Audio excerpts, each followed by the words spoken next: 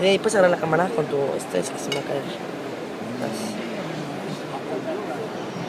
Todas.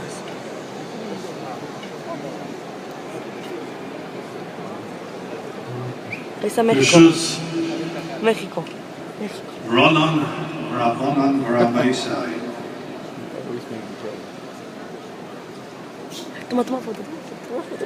The daf.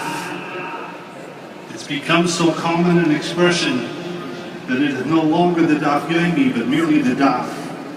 It's become a proper noun. It's become our daily manner of speaking. Expressions like "did you do the daf?" "Where is the daf holding?" are part of our lexicon. But according to Rav Meir Shapiro, it's so much more than a mere figure of speech. The Gemara in Yevomis relates how Rabban Gamliel once saw a ship sink with Rabbi Akiva aboard. He was sure that he had drowned. When Rabbi Akiva miraculously appeared before him, Rabban Gamliel asked him, "How are you saved?" Amali, Daf shel Svina nistamei. The simple translation of that is that Rabbi Akiva was saved by holding on to a plank of the ship, a daf. But the word daf and the word daf, Rav Meir Shapiro saw a clear metaphor. It's the daf that saves so many of us from drowning as well. Maybe not in the turbulence of the sea, but the turbulence that sometimes is our lives. Put succinctly via the haunting pasuk niggin that we know, the haunting pasuk that we know, on that haunting niggin, Lulay Saywasva Sha'ashuai Azavalati Be'ani.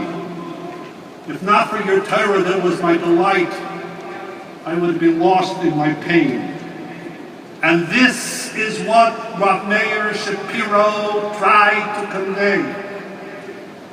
That it is Limud HaTorah Bichlal and the Daf Yomi Bifrat that is our life preserver. It's the lifeline that we all need. And that's very expression, lifeline. Someone wrote to me to describe his relationship with Daf Yomi. Suffice it to say that this person had had a difficult life. He was a Yosem at an early age. He had very little money. He had several medical issues, and he did have an easy time socially. And here is what he wrote me after the last Siyum Hashas 7.5 years ago. I have been out of yeshiva for 2 years, and I have barely learned a word. I was not all that happy with myself. I would come home at night and stare at my 19-inch color companion, and I realized that this had to stop. So I tried Daf Yomi. As I sat in Madison Square Garden last Tuesday night, I was on the tail end of a roller coaster ride. I had not had the greatest mazel socially, job-wise, city-wise, and the list goes on. But what I did have was a lifeline, a constant companion on the train, at the doctor's office, late at night, early in the morning, a trusted companion who would never let me down, even if everything else and everybody else would. All this companion asked for me is that I visit every day for an hour or so. So I can hear what he has to say.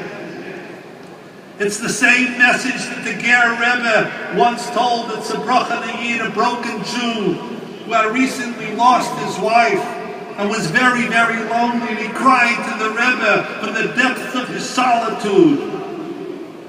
And the Rebbe told him, Oy vayid hot a blat gemara, is kemol nicht allein. If a Jew has a blat gemara, he's never alone. Which one of us wouldn't want such a companion?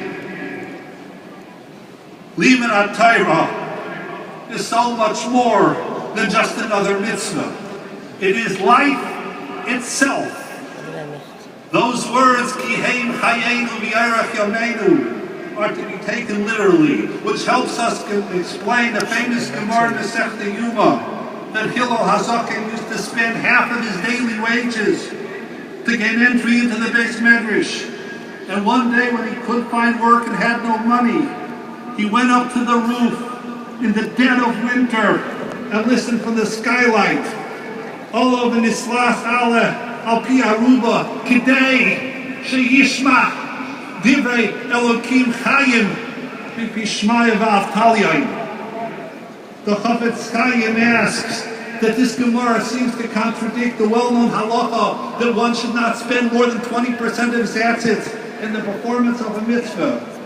Why then did Hillel seemingly violate this halacha by spending 50% of his meager wages in the performance of a mitzvah? I once heard in the Chafetz Chaim himself in the Likutei Halachos alludes to this.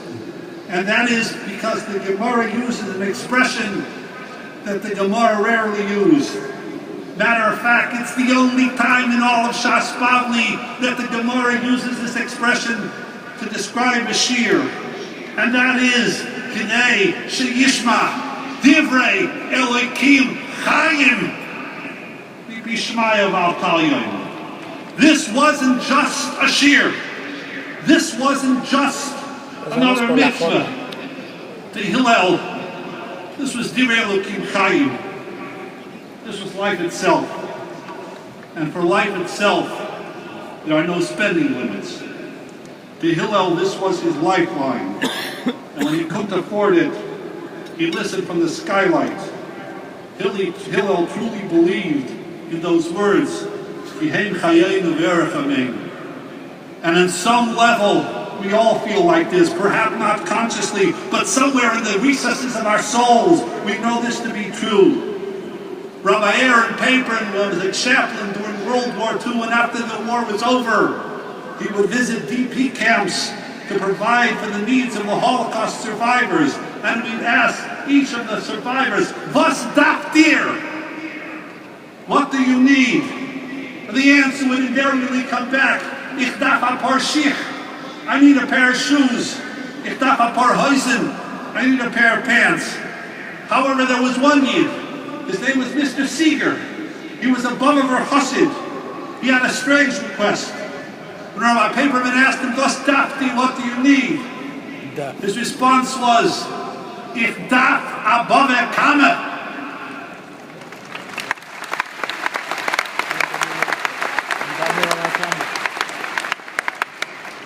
Rabbi Paperman said to him, "Yo, aber was darf dir?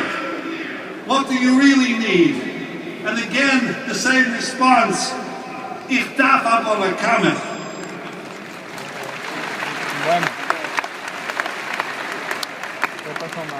Until Rabbi Paperman finally realized that that is what he really wanted, and he was successful in getting him a Gemara Bava Kama. That Yid knew with his entire being that besides for clothes and shelter and food and water, every Yid needs something else. He needs a Bava Kamet. Kihem Chayenu V'Yarech Amein.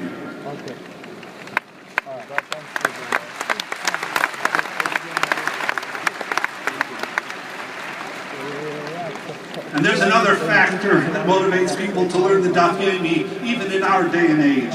When Rameir Shapiro started this magnificent program, it had a natural attraction. A Jew in Europe who toiled at a menial job during the day saw learning at night as an escape from the difficult reality.